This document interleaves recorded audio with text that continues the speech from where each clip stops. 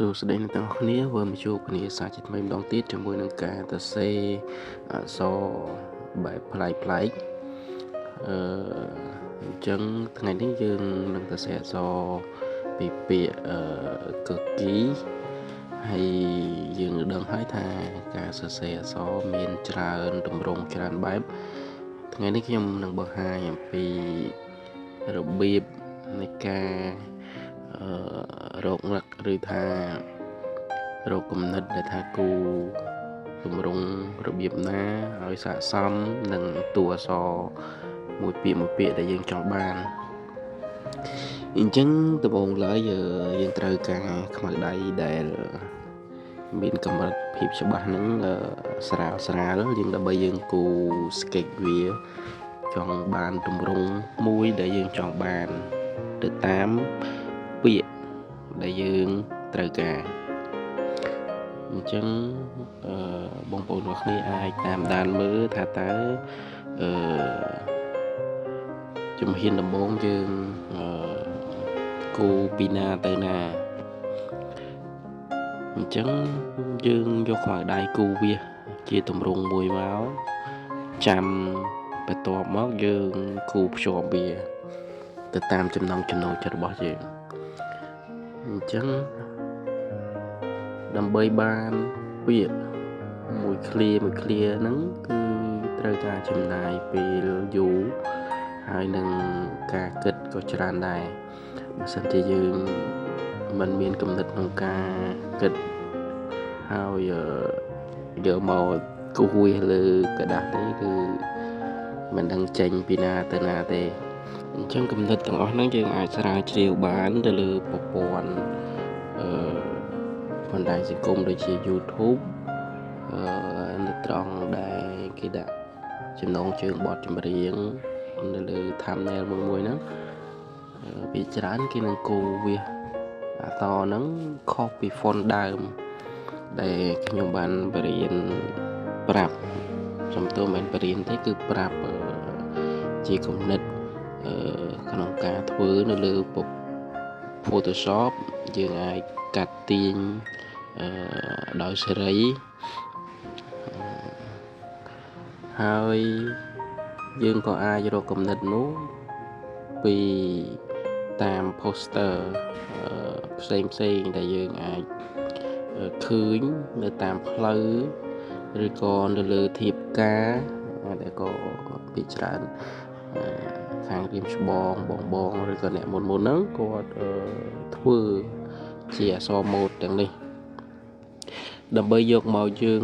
បំលែងយើងយកមកបំលែងមិនមែនជាយកមកទាំងដុលទេអញ្ចឹងដូចវាចេះអញ្ចឹងវាគ្រាន់តែជាការផ្ដល់ជាគំនិតឲ្យយើងបំបែកបំលែងពីអក្សរដើមទាំងអស់នោះយកមកច្នៃជា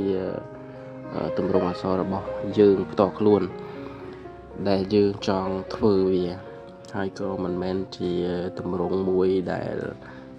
មានការទទួលស្គាល់ពីណាពីណីដែរគឺថាសំខាន់យើងស្រឡាញ់អីយើងធ្វើហ្នឹងទៅយើងគូហ្នឹងទៅយើងសរសេរតាមហ្នឹងទៅហើយក៏ខ្ញុំទទួលស្គាល់ថានឹងមានមតិរិះគន់ផ្សេងដែលថាមើលអក្សរនោះវាទៅជាខូចទម្រង់ដើមមើលមិនដាច់អីចឹងទៅប៉ុន្តែសូមបើកចិត្តបងប្អូនដែរថានេះគឺគ្រាន់តែជាសិល្បៈក្នុងការសរសេរអក្សរខ្មែរយើងទេមិនមែនយកអក្សរនេះទៅធ្វើជាពុម្ពអក្សរដើម្បីប្រើប្រាស់ប្រចាំថ្ងៃទេអញ្ចឹងវិលមកវីដេអូយើងវិញកុំឲ្យបែកអារម្មណ៍ផ្សេងទៅណាឆ្ងាយហើយបន្ទាប់ពីយើងស្កេចដំបូងហ្នឹងស្កេចហ្នឹងគឺយើងគេថាព្រៀងជាអក្សរហ្នឹងរួចរាល់ហើយយើងយកខ្សែដៃដែលមានភាពច្បាស់ហ្នឹងយកមកផ្ដានយកមកគូសពីលើដើម្បីចេញជារូបរាងជាក់លាក់ដោយបងប្អូនបានទស្សនាអញ្ចឹងគឺយើងអាចយកខ្សែដៃយកមកគូ ជាអក្សរនឹងហើយបន្ទាប់មកយើងយកអាខ្មៅដៃដែលយើងគូព្រៀងមិញហ្នឹងដែលមានកម្រិតភាពច្បាស់ស្រាលហ្នឹងយើងយកមកធ្វើជាស្រមោលហើយស្រមោលនោះទៀតគឺបងប្អូនត្រូវចាំថាតើយើងចង់បានស្រមោលហ្នឹងត្រៀតទៅខាងណាយើងអត់អាចថាគូសវាគ្រប់តែកន្លែងទេមួយទៅឆ្វេងមួយទៅស្ដាំនៅក្នុងអត្ថបទតែមួយហ្នឹងក៏អត់កើតដែរបងប្អូនសម័យមើលថាតើ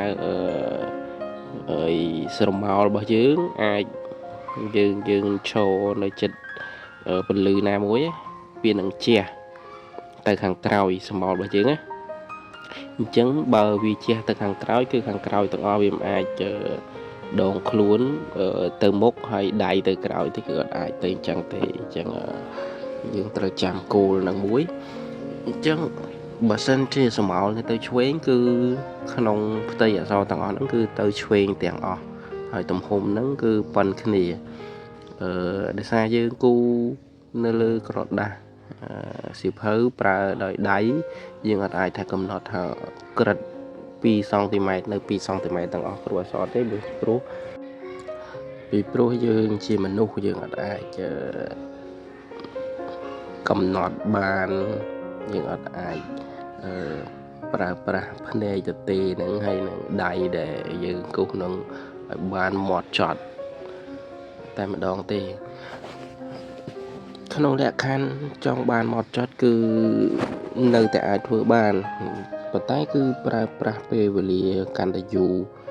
នេះគ្រាន់តែជាការបង្ហាញអញ្ចឹងខ្ញុំមិនលំអិតឲ្យវាស៊ីជម្រៅអីស្អាតបាទម៉ត់ចត់យកទៅតាំងលម្អទេហើយអញ្ចឹងដល់វគ្គផាត់ពណ៌ឥឡូវនិយាយពីការផាត់ពណ៌ក៏មានច្រើនរបៀបក្នុងការផាត់ដែរប៉ុន្តែខ្ញុំស្រឡាញ់បែបការផាត់ពណ៌ដិតនៅតាមគែមអក្សរហើយតួខ្លួនកដាលហ្នឹងគឺលក្ខណៈថើដែលអាចឲ្យយើងនឹងមើលទៅវាមិនសាំភ្នែកវាមើលទៅស្រាលបែបធម្មជាតិហើយការផាត់ពណ៌នេះអាស្រ័យទៅលើបងប្អូនទេបងប្អូនស្រឡាញ់បែបណាបងប្អូនផាត់បែបហ្នឹងទៅហើយបើចង់ស្អាតបើចង់បានស្អាតឥតខ្ចោះយើងអាចសរសេរអក្សរនេះហើយយើងយកទៅដាក់នៅក្នុងកម្មវិធីកាត់តដូចជា Photoshop ឬក៏ Illustrator យើងអាចកាត់វាយើងអាចតម្រឹមវាទាញវាស្មើ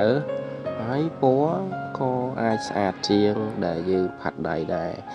អញ្ចឹងភាគច្រើនការបង្រៀននេះគឺជាគោលគំនិតមួយក្នុងការគូអក្សរដើម្បីយកទៅប្រើប្រាស់ជាប្រយោជន៍ដោយបញ្ជាក់ខាងដើមអញ្ចឹងយើងអាចយកទៅដាក់នៅលើ poster ឬក៏រូបភាពដែលបង្ហាញពីចំណងជើងបទចម្រៀងអីជាដើមដែលបងប្អូនធ្លាប់ឃើញអញ្ចឹងវីដេអូនេះបញ្ចប់មកត្រឹមហ្នឹងគឺបើសិនជាបងប្អូនចូលចិត្តបងប្អូនជួយចុច like និង subscribe ផងអរគុណច្រើនជួបគ្នានៅវីដេអូក្រោយបាយបាយ